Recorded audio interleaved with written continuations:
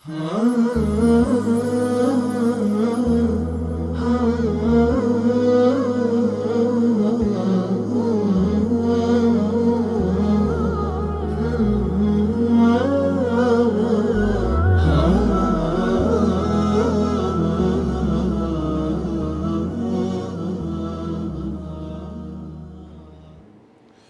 الله الرحمن الرحيم. الحمد لله رب العالمين، والصلاة والسلام على حبيبنا وقائدنا محمد وعلى آله وصحبه ومن تبعه بإحسان إلى يوم الدين. ربنا لا تزغ قلوبنا بعد إذ هديتنا وهب لنا من لدنك رحمة إنك أنت الوهاب. برزان دوبارا ديني وخزمة إيوي بريس لبابتي فصول في العقيدة الرسالة الشامية بونسرو داعي بناوبانك الشيخ عبد العزيز الطريفي. أمرك إن شاء الله لبارينو فصلي كم دس بيدا كين بإذن خواي جوراك هذا فرميت فصل أول كواتا فصلي كم تيدا بابزانين باسي تدكات الإسلام دين الله الأوحد. طبعا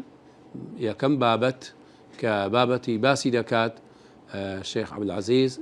بناسي إسلام دلي أو إسلامات شيا وباسي مسائلي إسلام دكات للروانجي قرآن وسنته حتى للروانجي يعني بيغمبركاني بيشتريش لفرمي الإسلام دين الله الأوحد أو إسلام أو دينيا ديني خواي قوريا دين الله الأوحد. الأوحد يعني بمعنى تنيا الوحيد يعني أو ديني كوا للاي خواي قورا بس أو دينا قبوله تنيا أو دينيا الأوحد بتنيايو هيز ديني تر لكن خواي قورا قبول نيا وكو خواي قوراش لا قرآن دواج إشارة في كان إن الدين عند الله الإسلام تنيا دين لكن خواي قورا يك ديني هيز ديني تر نيا أوش ديني إسلاما لا يقبل من عبادي إنسا ولا جنا سواه.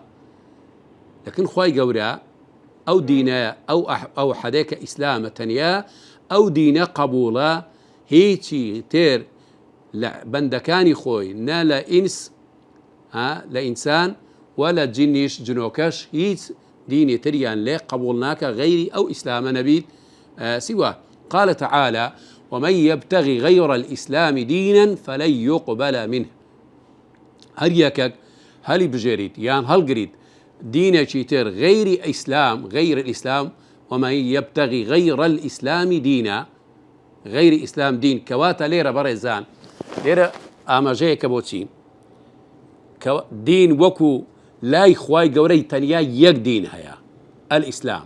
لا إخواي ولا وكو دين تنيا أو ديني كقبولة تنيا ديني إسلاما ملام أو آية بوخوشي و آني آماجش كوا ديني تري شيء بلام دينا كان تر باطلا مقبول نية. ومن يبتغي غير الإسلام دينا لربنا كرهت والدين كواتا أو إسلام الإسلام يعني الدين الإسلام كمعرفة تانية أو ديني لا إخوة جورا مقبولة بلام دين كان تر أو ديني سماوي بيت يعني ديني عرزي بيت دروس كردني بشر بي يعني هر شو تزورك بي هيت يعني قبول نية أكو أبيك مشهور أورو ديني نصارى ديني يهود ونازانم ايتر دينا كان تري دسكر او انا بو يعني ارثو كان بلين كونفوشيوسيه بوذيه هندوسيه او دينا كان كبيان دلين وضعي ودينا كان تريش كسماويه هيتيان قبولني الا اسلام نبيت او اسلامك خواي قورا نارديتي بو بيغمبرمان صلى الله عليه وسلم فلن يقبل من غير أو دينه هل بجارد غير دين إسلام خواي قورا ليه قبولناك هروا خواي قورا فرمي إن الدين إن حرف مشبه بالفعل كزمانواني عربي بو تأكيده يعني بتأكيد الدين الفلامي التعريف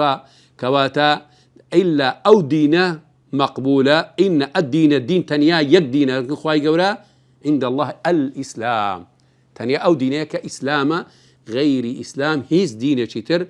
قبول نية أو دين لا يخواي قورا بدين حسابا ما باقي وانتر أصلا بدين دان دريت أجا دين بلاي بشر وكو دين حساب دكا بلام لكن خواي قورا بدين حساب نية ومقبول نية ئەوە وەکو پێناسەیەکی بەسیط بۆ پێناسەی دینی ئیسلام. والإسلام هو دين جميع الأنبياء. دواي أو نوسرو يعني كاتب ومؤلف باسي أو دكا دلي أو إسلامي كوابو بيغمبر من هاتوا أو إسلاميا ديني بس بيغمبري إيمانية بلكو همو بيغمبر كاني بيشوش هر ديني إسلام بوا هو دين الأنبياء جميعا همو بيغمبر كاني بيشتريش هر دينيا إسلام بوا بو إخواي قورا دفرميتي وما أرسلنا من قبلك من رسول إلا نوحي إليه أنه لا إله إلا أنا فاعبدون. هر بيغمبرك ما ناردوا لبيشتو أي محمد وما أرسلنا هر نردراوك ما ناردبي من قبلك من رسول بيغمبرك ما ناردوا إلا نوحي إليه أما وحي نيقاما بوي ناردوا بتسم ببستك أو دينا أو مبستا أو دينا أو توحيد وعقيدة كوا لا إله إلا أنا هيج برسراوتي الراستقينو شايستي خوايتي نية إلا أنا إلا ذاتي الله نبي سبحانه وتعالى فاعبدون إتر بي برستنو وبا إله بمعبودي خوتاني بزانن أو كواتا بلغية كما لسر أويا أو ديني بيغمبر من لقى ديني كاني بيشتري يعني كبيغمبر كان بيعتنا هميان بيان دقوترت الإسلام هميان يك دين بوا يك تا برستي خواي قورو لروي بيرو باورو لروي عقيدة همو يك بيامو يك توحيد بوا هميان كديني إسلاميان بيقو تراوا هو أرقوا لآية تريش كخواي قورو دفرميت إنا أوحينا إليك إنا بو تعظيمة خواي قورك بو جمع باسي كردوا إنا يعني إيما هو كخواي قورو باسي دكا بشي جمع بو تعظيمة بو ذاتي الله إنا أوحينا إليك إيما بو تومان نيغا ناردوا وحي ناردوا أي محمد صلى الله عليه وسلم إليك ما بس خطابك بو بيغمبريا صلى الله عليه وسلم كما أوحينا شون أو وحيو نيغا ما ناردوا بو بيشي توش أي محمد صلى الله عليه وسلم بو شي إلى نوح بو نوح كدلين لدواي آدم بابي دومي بيغمبرانا باشا بو أو نوح مانيش عليه السلام ناردوا والنبيين من بعده بيغمبركاني دواي نوحش عليهم السلام جميعا وأوحينا دواء وتفصيل دداته إلى إبراهيم وأروى وحي نيقاما ناردوا بوشي بو إبراهيم عليه السلام وإسماعيل كوري وإسحاق دواء ويعقوب والأسباط ليرى أسباطي كباس كردو أسباط يعني نوكاني يعقوب كوملك بيغمبرن لا أولادي يعقوب يعني كلا أوي هاتونا رزكلي أو واروها هندش جدلان مبستي أو يازد كركي يعقوب شاء يوسف لقال بنيامين وما باقي كركاني تر باشا أو أصباد مبستي أوانا كوحي بو يعقوب بو كركاني يعقوب شيك أولاد كيدكا وكو يوسف عليه السلام وعيسى هروها وحي ما بو عيساش ناردوا وأيوب ويونس وهارون وسليمان وآتينا داود زبورا كأو وحي ونيقانا بأهم بيغمبرانا من ناردوا دواء أو بيغمبر أخواي قورا باسي أو دكات أو نموذجي بيغمبراني كباسي كردوا أخواي قورا لقرآن دا باسي أو بيغمبراني كنامي هنا ودواء أو دفرمتي ورسلا قد قصصناهم عليك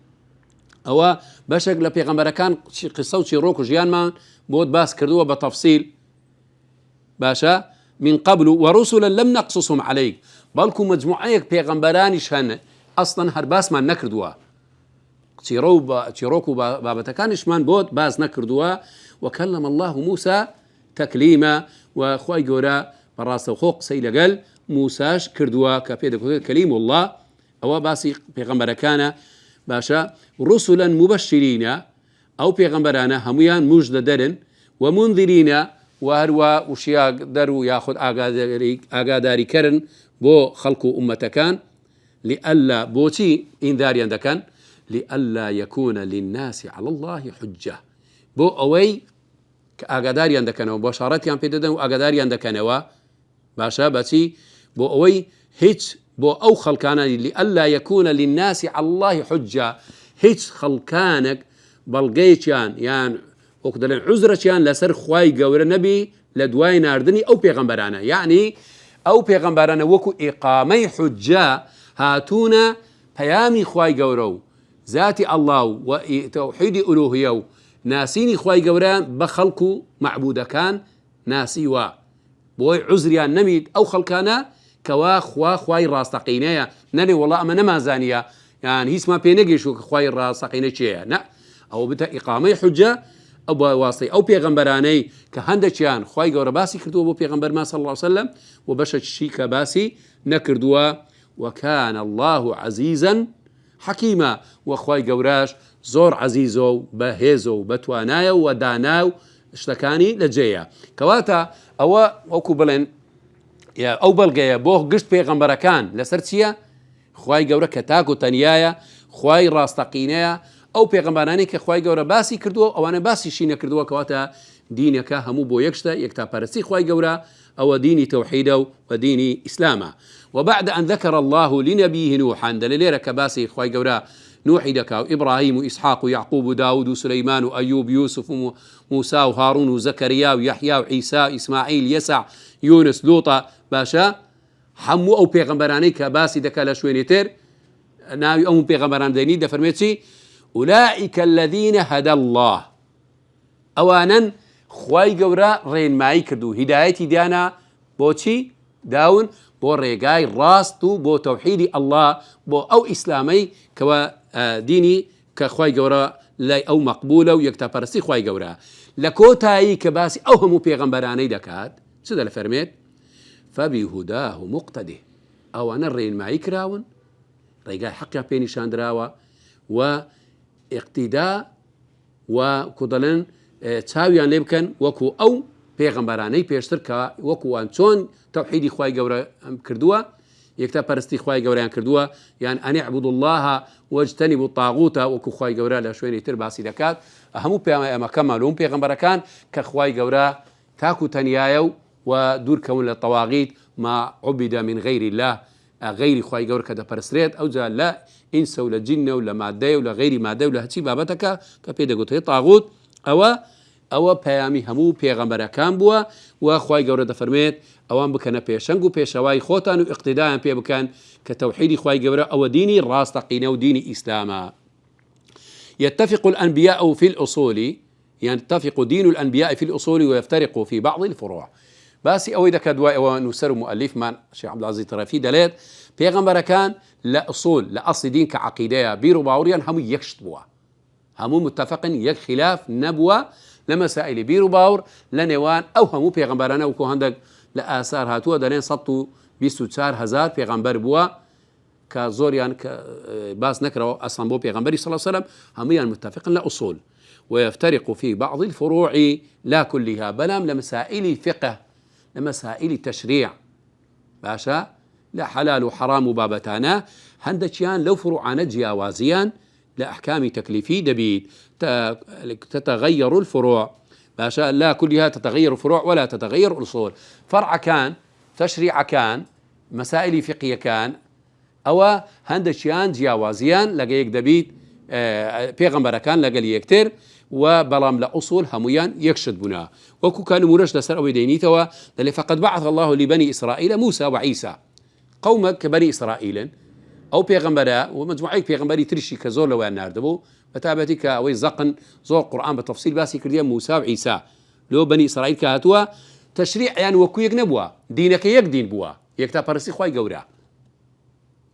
خواي قورا ذاتي الله راسقينيو أو ذاته بمعبود بزاندريت بلام لدرو تشريعات جزئي فروعي أو جياوازيان تدابوا فنسخ الله بالإنجيل المنزل على عيسى بعض ما في التوراة خواي قورا بإنجيل أو كبو عيسى بخاري هندك بابتي للتوراة نسخي كردوا هندك شدلوين داري مثلا حرام بوا لوي حلالي كردوا بويا كدفرميت على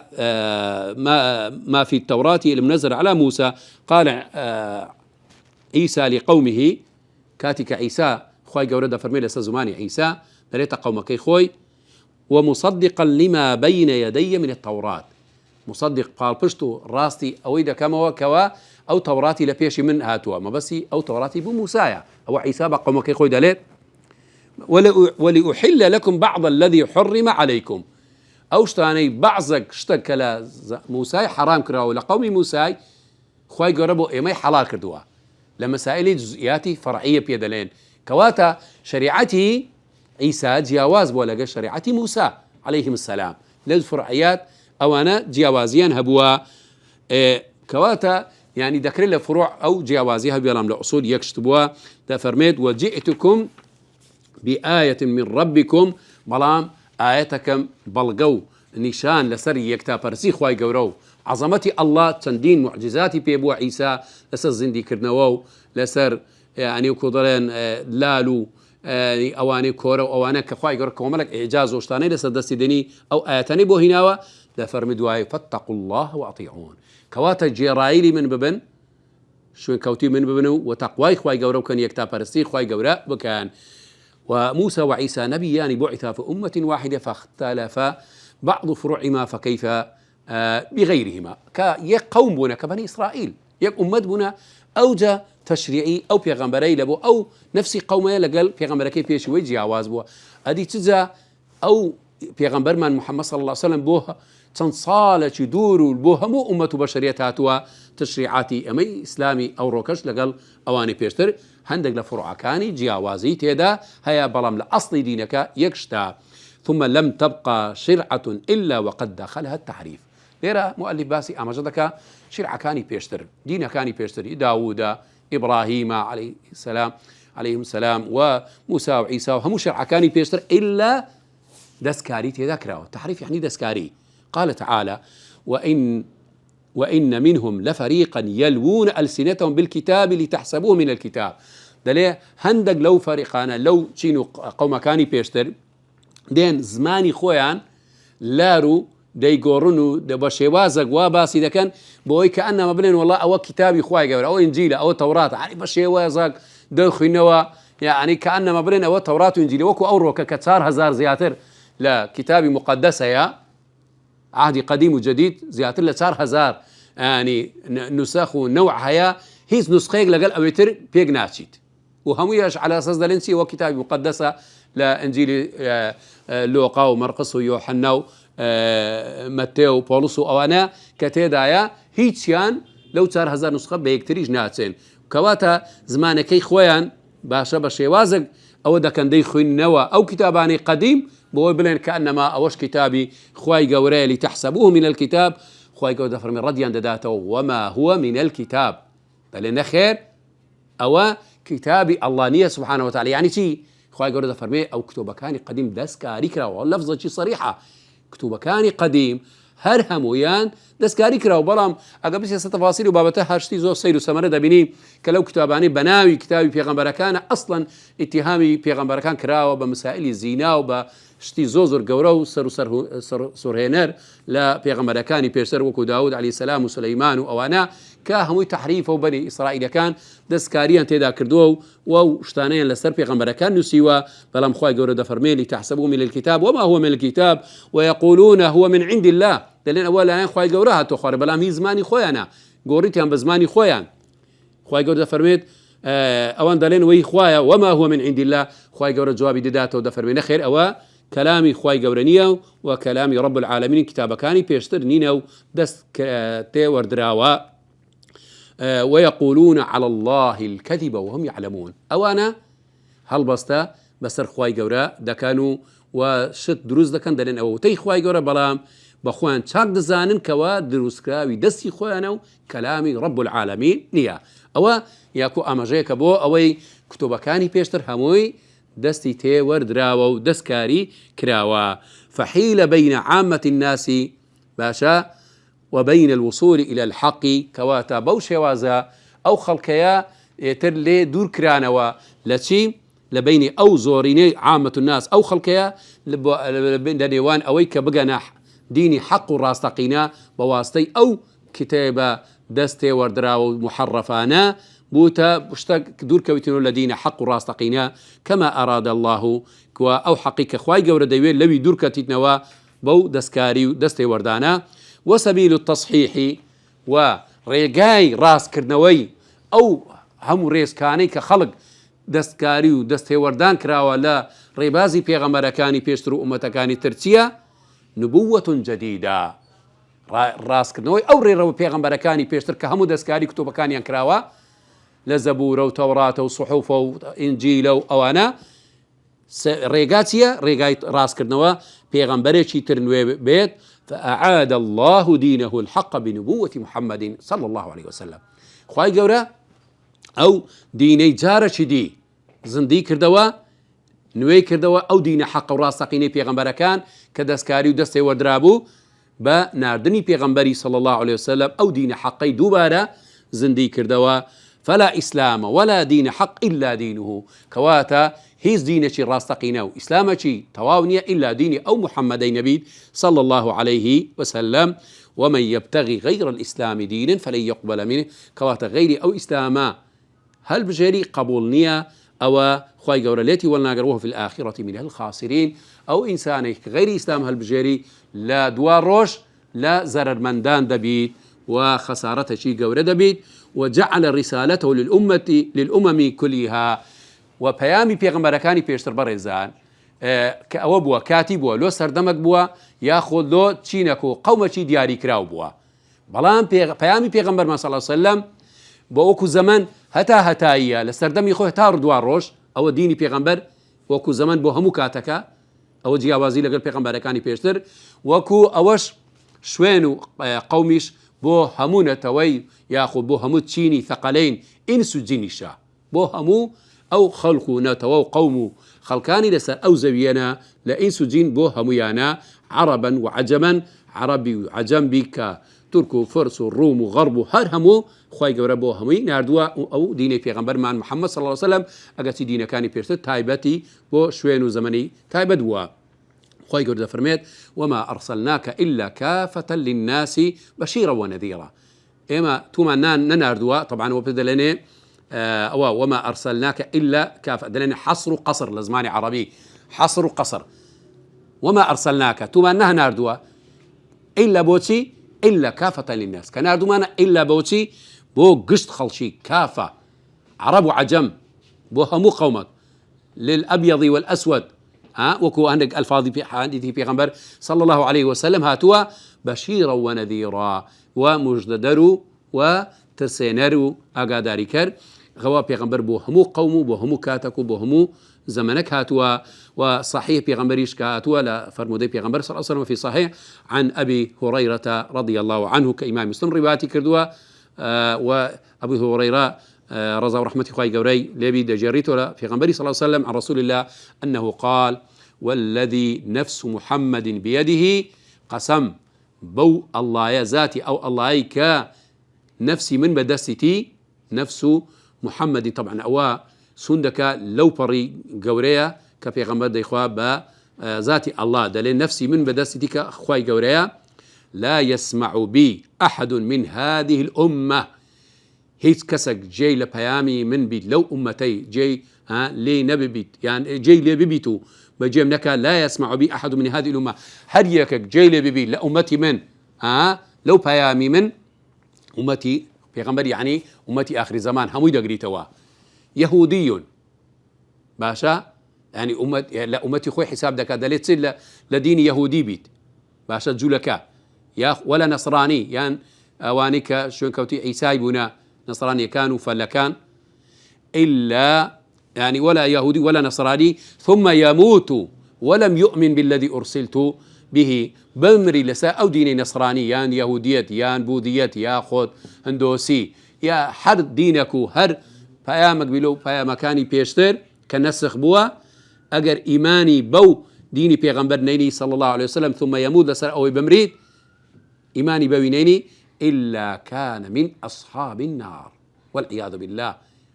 هديك أصحابي أو دينانا أو صريحة بريزان يجند والله بلي والله ديني جولكش راسه كتابيان هيا نصرانيش تواون ديني إخوان لكم دينكم واليدين وكو عندك بناو يعني روشنبير ونازامتي دلين أوانش دينيان راسته وديني إخوانه ولصر إخوانه دارونا بهاش نخير هو لفظي صريحة وكو بيسترج بآية القرآن شنيا ما نوا إلا أو إسلامي بو بيغمبري هاتوا أولا إخوائي قورا قبول أواني ترق قبول نية باشا وبيغمبر من دا فرمي إلا كان من أصحاب النار هل يقل جولكا لا نصراني لا دين كان وضعي إيمان ببيغمبري نينيتو بديني إسلام نينيتو إمام ببيغمبري نينيتو بمرد إلا أودبتا يعني شوين كوتي دوزخو آقري جهنم والعياذ بالله وقد حفظ الله القرآن من التحريف والتبديل. دوای ئەو ئاماژەی بەوە دەکە مەسەلەیەکی تر دەڵێ ئەو دینەی پێغەمبەرمان محەممەد صلی الله عليه وسلم لەبەوە دینێکی بەردەوامە لە زەمەنی کە خۆی وەهتا وەفاتی کردو تا قیامەت دادێت هەموو سەردەمەکە خوای گەورە لەبەرەوە دینی هەموو سەردەمەکە قورئانەکەی پارێزتووە لە دەست تێوەردان و دەستکاریکردن و گۆڕانکاری بەسەر ئەو قورئانە کەواتە ئەو دینە دەمینێ وەکو خۆی بەو پاچیەیەی ئەو قورئانە دەستکاری تێدا ناکرێت. وقد حفظ الله القرآن من التحريف والتبديل وهز دەستکاری تێدا ناکرێت بەو قونەسەی کە خوای گەورە فەرموویەتی إنا نحن نزلنا الذكر وإنا له لحافظون دەفەرمێت ئێمە ئەو زیکرەمان ناردووە کە قورئانی پیرۆزە باشە و ئەوەش دەپارێزین و هیچ دەستکاریەک و دەستێوەردانێک و گۆڕانکاریەک بەسەر ئەو قورئانە و بەسەر ئەو دینەی ناکرێت. کەواتە ئەوە بەشی بڵێن فەسڵی یەکەم بوو لەو فەسڵەیەکەوە باسی کرد ئەو نووسەر و مؤەلیفەکە باسی ئیسلام بوو. ئەو ئیسلامە دینی هەموو پێغەمبەرەکانە هەموو پێغەمبەرەکانی پێشتر لە ئادەمی بگرەوە ئەوە نوح ئیبراهیمە و ئیتر موسا عیسا و هەموو ئەو پێغەمبەرانی کە ئیشارە پێکرا لە ڕووی ئوسوولەوە یەک دینە یەک تەوحیدە یەک تاپەرستی خوای گەورەیە ئەگەرچی لە هەندێک فروع و لە شەریعەتەکان لەوانە جیاوازیان تێدابی ئەوە دینەکانی پێشتر و پەیامەکانی پێشتر دەستکاری تێدا کراوە تحریف تێدا کرا لە حتا پەیامەکان و کتابەکانی سەماویش بەڵام ئەو پەیامی پێغەمبەرمان صلی الله علیه وسلم و کتابی پێغەمبەرمان کە قورئانی پیرۆزە هیچ دەستکاریەکی تێدا نەکراوە خوای گەورە دەپارێزی و ئەو دینێش دینی هەموو ئومەت و خەڵکی سەر ئەو زەویە لە ئینس و لە جین لە زەمەنی پێغەمبەری و هەتا کۆتایی ئەوە دنیا کە بمینێتەوە ئەوە دینی هەموو خەڵکەکە هیچ غەیری ئەو دینە و ئیسلامە خوای گەورە هیچ دینی تر قبول ناکات. ئێتر داواکاری لە خوای گەورە ئەو دینەمان لێ قبول بکات و استقامەمان بدات لەسەر ئەو دینە ئیسلامە ڕاستەقینەی. وصلى الله وسلم وبارك على نبينا محمد وعلى آله وصحبه أجمعين.